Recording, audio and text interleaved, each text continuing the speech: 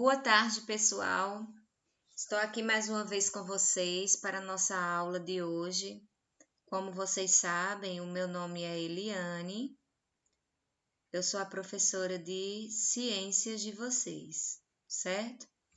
O nosso assunto de hoje é na matéria de química. Então, peguem lá os cadernos de química e vamos à nossa aula, tá? Então, aqui nós vamos começar a nossa aula de hoje falando a respeito de mudanças de fases da água. Vocês estudaram isso desde quando eram bebezinho na escola e viram, por exemplo, que a água, de maneira geral, ela vai possuir alguns estados que são básicos, certo? Nós vamos ter aqui a água no estado sólido, na forma de gelo, a água aqui na forma líquida e a água na forma de vapor. Então, nós vamos ter o seguinte processo, vamos acompanhar as setas. Esse assunto está na página do livro de vocês, na página de número 15. Nós temos aqui a água líquida, quando ela é submetida de 0 graus Celsius abaixo, ela se solidifica, então ela fica sólida. Quando ela é submetida a uma temperatura acima de 100 graus Celsius, quando nós levamos a água ao fogo, ela se vaporiza e se forma em gás. Ela na forma de gás, por um exemplo, quando a água está lá nas nuvens, certo? Para o processo de chuva, ela se condensa e ela se transforma de novo, né? E ela passa pelo processo de condensação, liquefação e se torna líquida. Da mesma forma, nós podemos ter a fase sólida quando nós pegamos cubos de gelo e colocamos dentro do refrigerante, dentro do suco, ou deixamos em cima da pia, essa água derrete que estava no gelo. E ela derrete e ela volta para o estado líquido, que é conhecido como processo de fusão, certo? No entanto, nós podemos ter a passagem sólida diretamente para o vapor, que é conhecido como sublimação. E podemos também ter o vapor de água passado diretamente para a forma de gelo, que acontece muitas vezes com a formação dos granitos, né? Aquelas pedrinhas de gelo que até agora no Rio Grande do Sul caiu, foi muita, através do processo de sublimação. Então, isso aqui é só uma revisãozinha que nós tivemos para dar continuidade ao nosso assunto de hoje. Então, vejam bem que coisa interessante.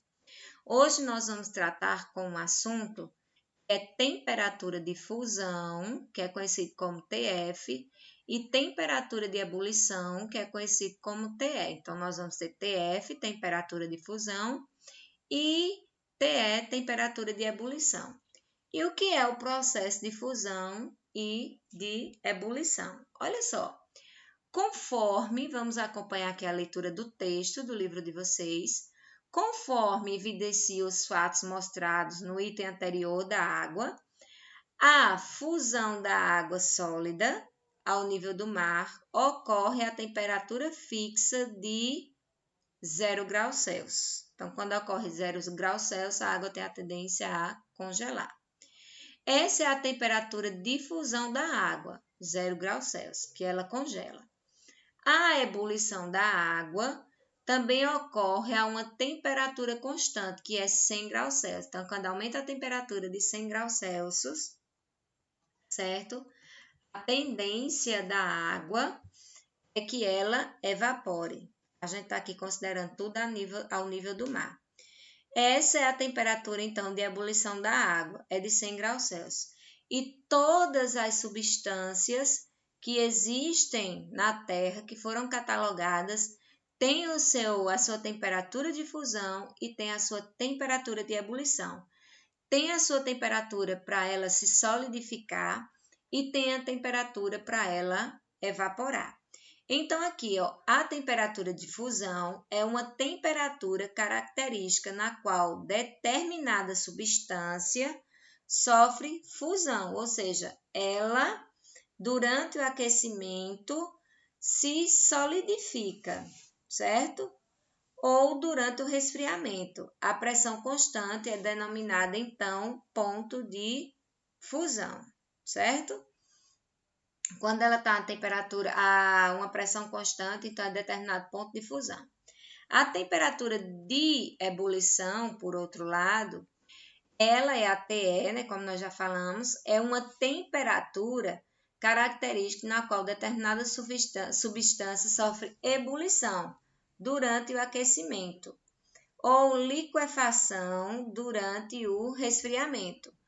Ou ela fica gasosa durante o aquecimento ou líquida durante o resfriamento.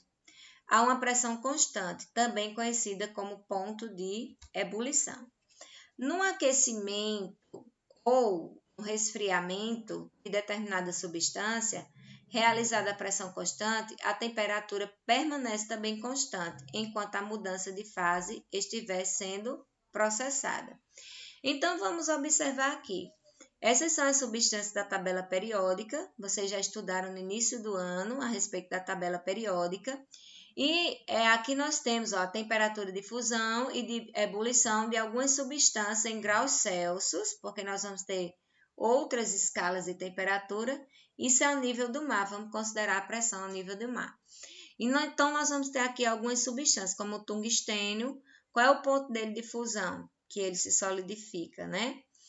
Ou que, no caso da fusão aqui, ou durante o seu resfriamento. Nós vamos ter temperatura de fusão 3,414, a temperatura de ebulição 5,555. Não é muito não, ó, gente, tá? De fusão para de ebulição não. E aqui nós temos de todos os elementos. O bromo, por exemplo, ele só vai se solidificar a menos 7 graus Celsius. Menos 7 graus Celsius. Isso aqui são temperaturas altas, viu, gente? Para essas substâncias aqui, para elas se tornarem sólidas. Então, aqui, ó, menos 7 graus Celsius, aqui, ó, o bromo. E ela evapora a 59 graus. Aqui é Celsius, né? Comparando com a água. Ó a água aqui, ó. A água aqui, ó. Ela congela a 0 graus Celsius, que é o ponto de fusão, e aqui a temperatura de fusão, e ela evapora aqui com a temperatura de ebulição a 100 graus Celsius. Então, nós podemos dizer que a do bromo, ela se solidifica a uma temperatura muito baixa, e ela entra em ebulição a uma temperatura menos alta do que a temperatura da água. Olha esse outro caso aqui, como é interessante. Nós temos aqui o mercúrio, ele vai entrar no período na temperatura de fusão a menos 39 graus, a temperatura baixíssima, e ele só vai entrar na temperatura de ebulição a 357 graus. Então, tem que ser uma temperatura altíssima para o mercúrio entrar no seu processo de fusão. Lembrando que mercúrio é um metal, certo? É um metal pesado, tóxico, extremamente tóxico, e que ele é um metal na forma líquida. Então, na natureza, ele está na sua forma líquida. E qual é a atividade que eu vou querer para vocês? Dentro desse assunto, eu quero que vocês coloquem o título no caderno, temperatura de fusão TF, temperatura de ebulição TE. Escreva esse tópico aqui, certo? O que é a temperatura de fusão e 2, o que é a temperatura de ebulição. E de acordo com essa tabela aqui, com as substâncias, vocês me digam qual é a substância que tem a maior temperatura de fusão e qual é a substância que tem a menor temperatura de ebulição. Então, de acordo com essa tabela aqui. Então, essa é a atividade para a aula de hoje, tá bom, gente? Um abraço e até a nossa próxima aula. Até o nosso próximo encontro.